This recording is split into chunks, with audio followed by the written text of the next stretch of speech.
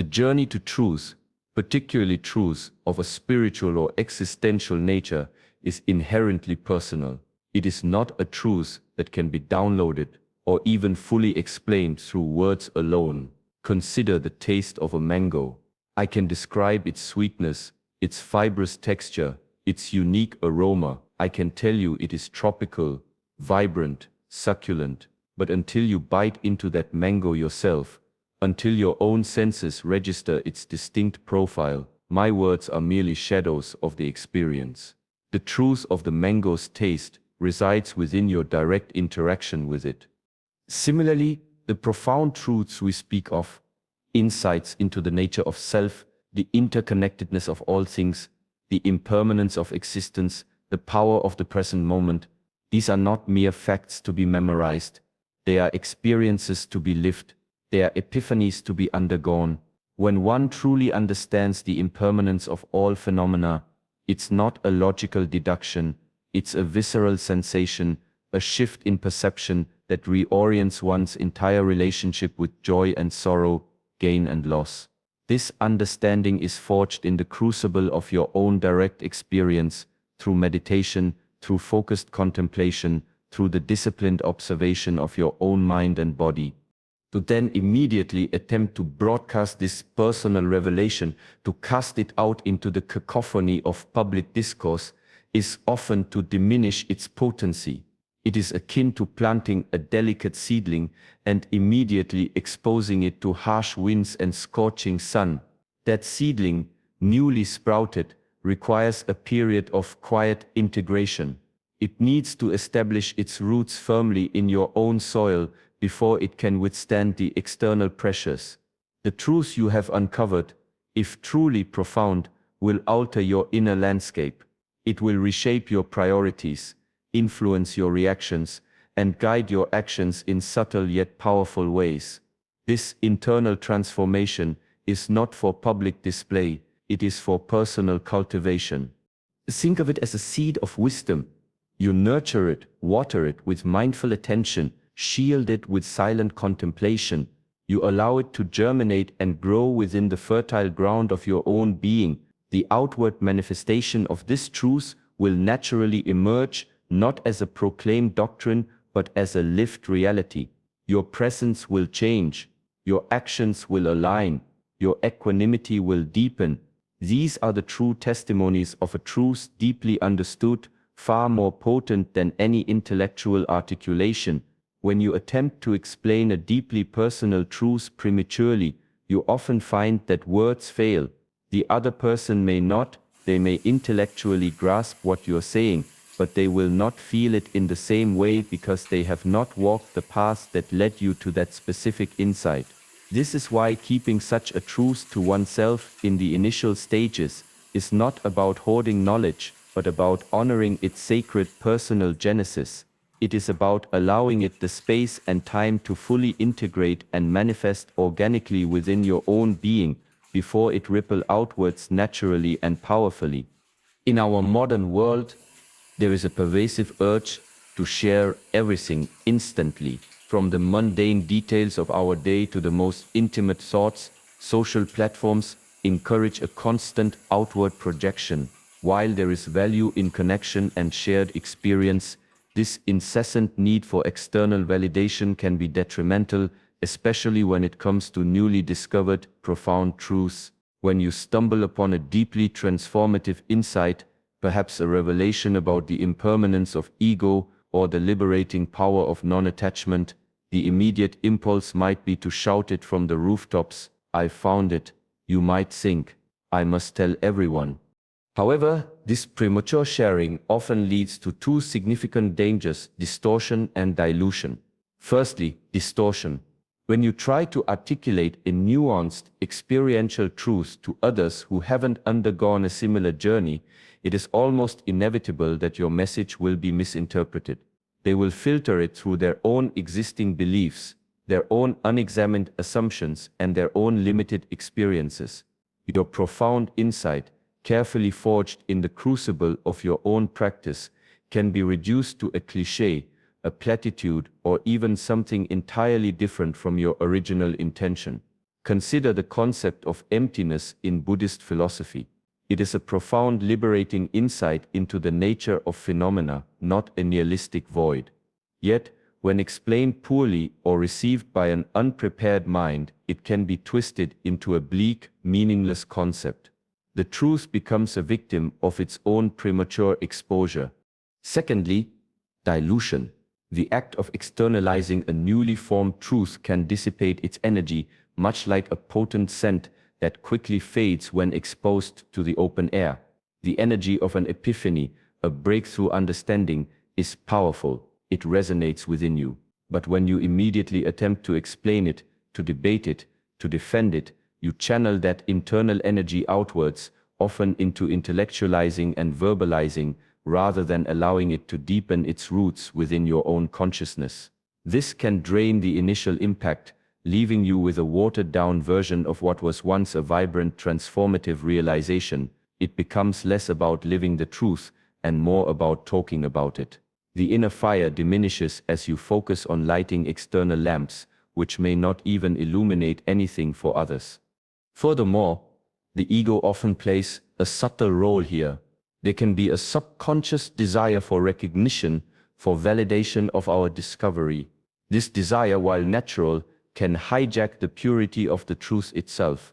The moment a truth becomes a tool for personal aggrandizement, its essence begins to fray. It is no longer about the truth, it is about your truth, your understanding, your perceived enlightenment. Keeping the truth to yourself, in this context, is an act of humility. It is an act of protection, protecting the truth from the ego's grasp and from external misinterpretation, allowing it to mature silently within the confines of your own awakened awareness. It allows the truth to become an intrinsic part of who you are, rather than merely an idea you profess. True understanding is not merely intellectual assent, it is embodied.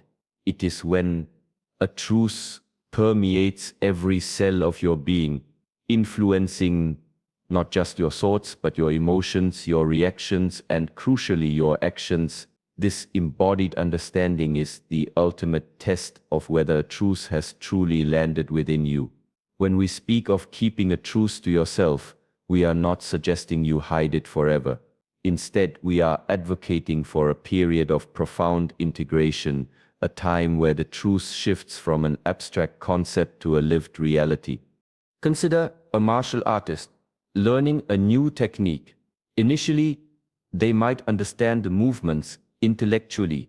They can see how the blocks and strikes connect, but true mastery comes only when the technique becomes muscle memory, when it flows instinctively without conscious thought. It is not something they think about doing, it is something they do. The technique is embodied. Similarly, a truth about patience, for example, is not truly understood until you find yourself in a challenging situation and respond with genuine patience, not just a forced calm. The truth of non-attachment isn't merely an idea, it's the lived experience of releasing a desire without suffering, of witnessing loss without being shattered. This process of embodiment requires time and consistent effort. It requires relentless self-observation, diligent practice, and the willingness to confront your own ingrained patterns and biases in the light of this new understanding. It is a slow, often arduous process of refining your inner landscape.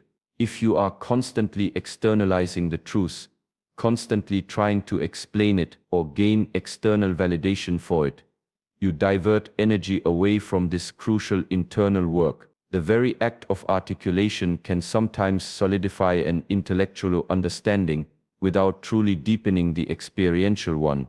You might become very good at talking about the truth, but less proficient at living it.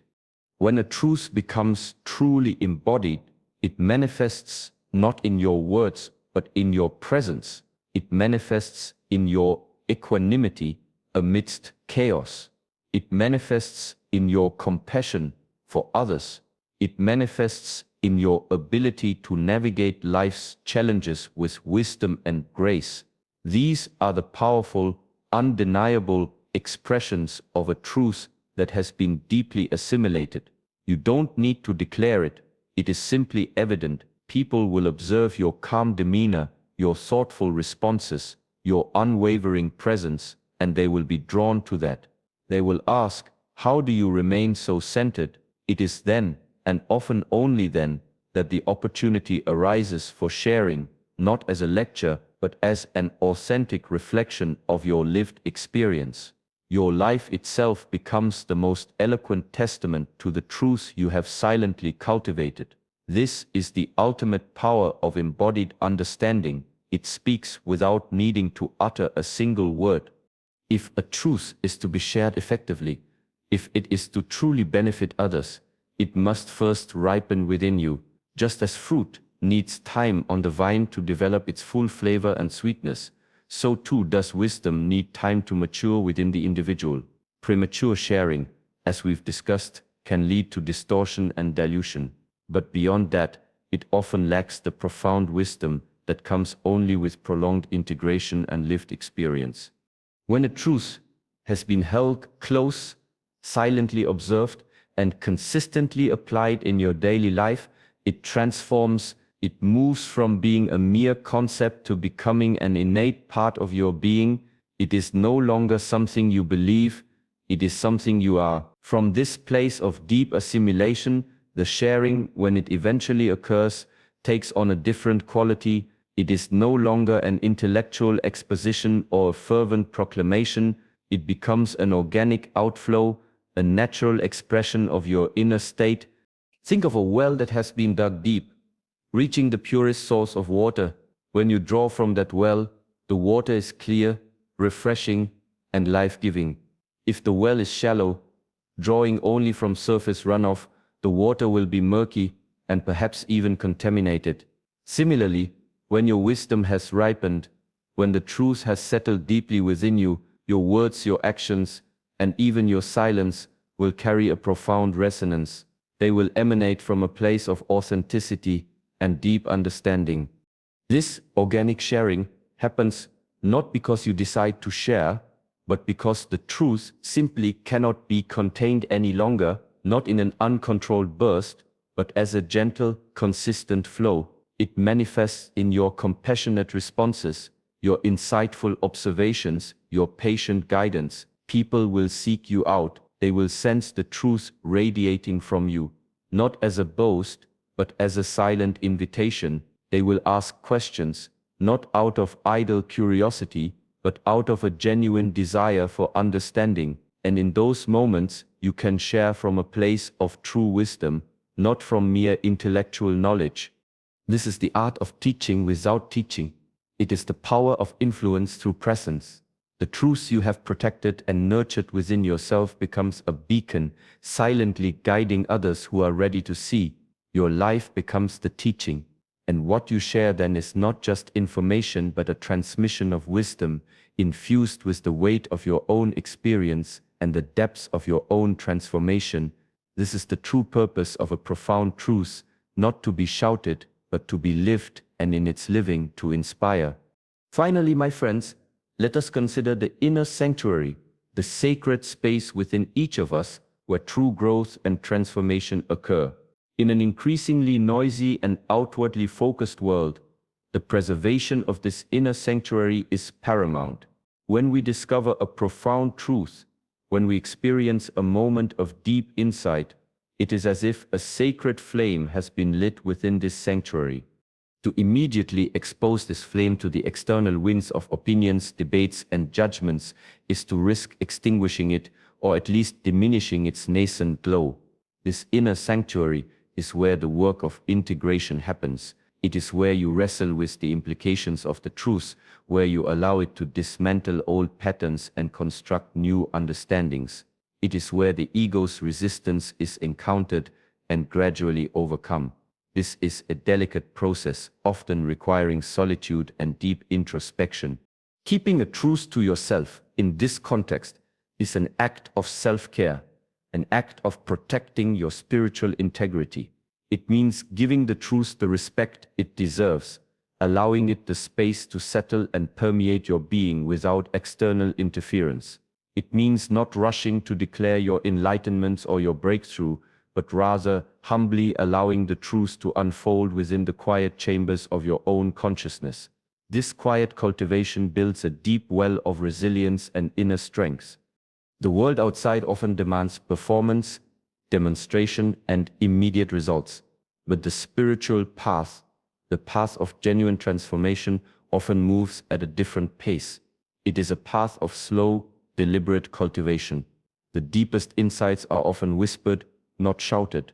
They are felt, not merely thought.